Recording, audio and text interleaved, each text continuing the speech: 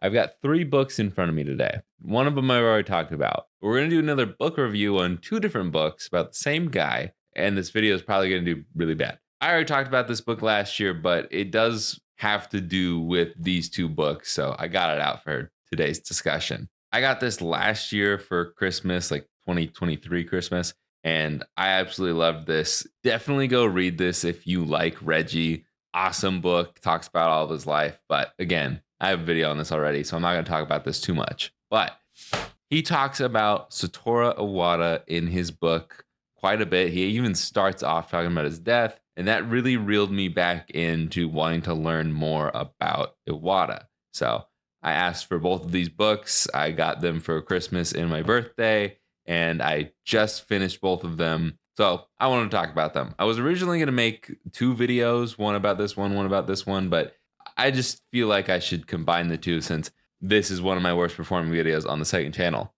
But let's start with Ask Iwata. This book is an autobiography. This book is as close as we're going to get to an autobiography from Iwata. This is mostly just segments from the Ask Iwata series. They edited it in a way that it makes like chronological sense. And they morphed things together into different chapters to like have different themes, and it makes it more cohesive. It makes it make more sense as you're reading it. And you can definitely tell that this wasn't written as a book. This was a bunch of interview questions that they turned into a book. But I really like this book because it's actually Iwata's own words. It's not someone else talking about him. I bookmarked this page for some reason, and I'm not exactly sure why. It's been a few months since I finished this one. But I guess this is a good page to flip to because there are a lot of words of wisdom from Iwata. I love learning about Iwata, and that's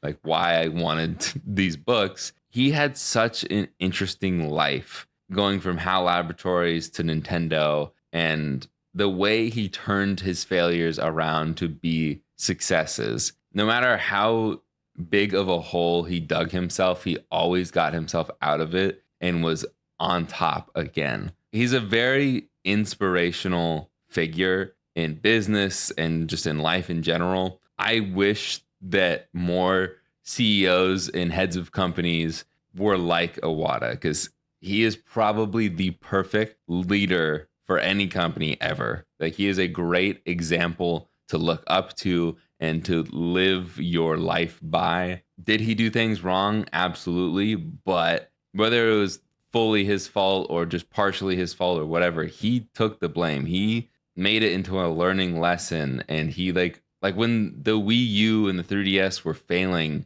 he took a pay cut instead of firing off a bunch of other people. Like, he took that. No other heads of any companies that you see today would ever imagine doing that. Like, you see so many companies have giant waves of firings when they do bad or the economy shifts or whatever. And then after they fire a bunch of people, you see that, oh, the CEO just like bumped his pay now that they have more cash flow.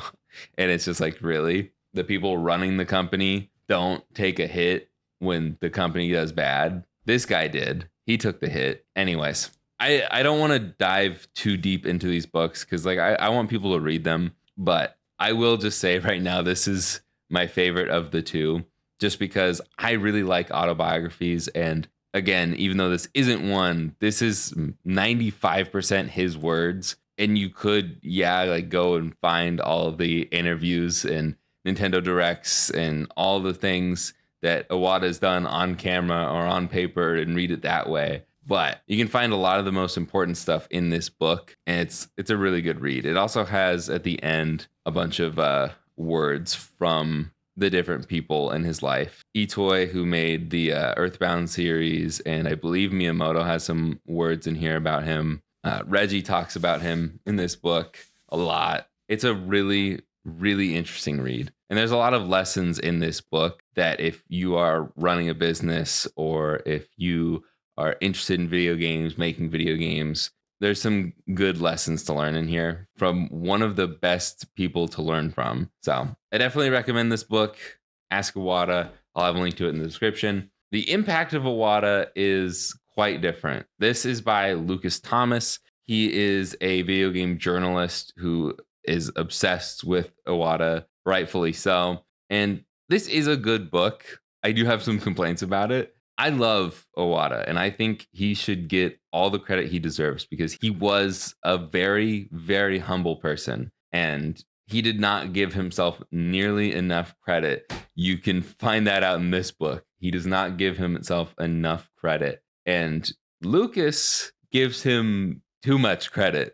He credits him for like Dragon Quest being as big as it is, and he credits him for like Mario Kart, even though he just like helped with a racing game or developed a racing game back in the 80s for the Famicom. And it's like, yes, he did help on a lot of things, and maybe it wouldn't be the same today if it weren't for him. But there's just so many things he gives credit to Iwata where I'm like, yes, he deserves a lot of credit, but he doesn't deserve all of the credit that he gives him. But overall, this is like a nice love letter to Iwata. And there are a lot of things I did learn in this book. I figured after reading this and disrupting the game and watching the really, really amazing video by the gaming historian on Iwata, that's like a full documentary movie that is amazing. It's on YouTube. I'll try to remember to link that down below as well. I figured there wasn't much that I had left to learn about this man. Like, I didn't know that he helped bring Dragon Warrior to the States, which is Dragon Quest. And I had no idea that they were giving away copies of Dragon Quest for the NES through Nintendo Power. But I didn't realize that he was pretty much responsible for getting Dragon Quest here in the States. And that's cool. I don't think that Dragon Quest being as popular as it is now is because of him. I feel like maybe eventually Dragon Quest would have came to the States in another way if it weren't for Iwata.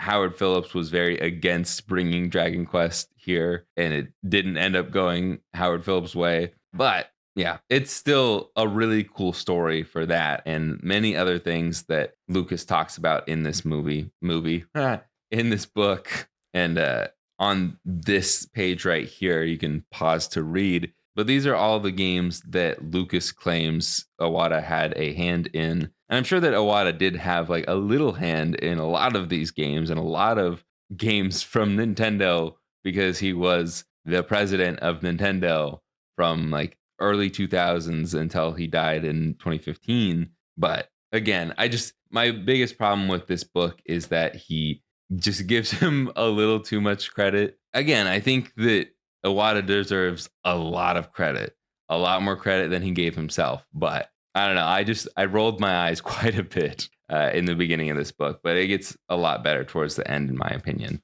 And at the end, where he talks about all of the sadness that came with his death and all of the outcry of support, like all of this stuff that the fans and his friends and family had to say about him, it was very touching, and it was a very good way to end the book. And you can definitely tell that this whole book was a giant love letter to Iwata and the years that he ran Nintendo. And for what it is a good book. I would like to see a paperback version of this because it is quite an expensive book. But if you're only to read one, I would say probably read this one. That's my opinion as someone who likes to read autobiographies more than regular biographies. So I just like to hear from the person themselves. And this is one of the guys you want to hear from directly. And also, again, I recommend this book. I'm not a book reviewer, so maybe this wasn't the best video. That may be why this video never did well originally, but